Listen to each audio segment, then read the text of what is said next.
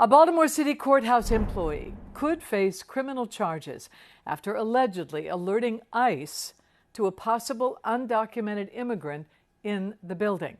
So the Baltimore City Sheriff's Office is investigating exactly what happened and what can be done to make sure that the courthouse remains a safe space for all Baltimore residents.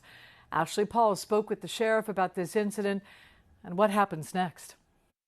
This was sort of like a shocking incident. We never thought that we would have an employee of another state agency calling for immigration enforcement. But that's exactly what Baltimore City Sheriff Sam Cogan says happened last Tuesday here at the Clarence Mitchell Courthouse. Two ICE agents showed up stating they had an appointment on the 4th floor with a pretrial agent. So we escorted them up to the 4th floor where the ICE agents started talking to an individual who we're not going to identify right now, and then later took him into custody, right, for an immigration enforcement action. Sheriff Cogan tells WJZ an unidentified employee with the Maryland Department of Public Safety and Correctional Services took it upon themselves to call ICE about someone scheduled to come to their office, even though he believes that falls out of line with their department duties. He says they are investigating whether criminal charges are appropriate.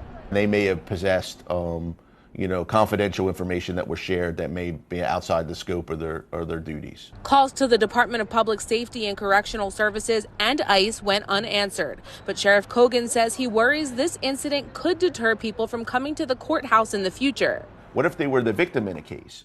What if they're here trying to establish paternity, in a matter, or you've been assaulted and now they're the witness and now they're deported and they can't testify. It's a concern echoed by other members of the courthouse too, including Circuit Court Clerk Xavier Conway. He said in a statement, quote, "Our courts must be spaces of dignity, not fear. If our courthouses become places people avoid, then we've lost more than public trust. We've weakened the very foundation of equal justice in Baltimore City," end quote. Which is why Sheriff Cogan is carefully looking at how to move forward. We're looking at what our options are right now.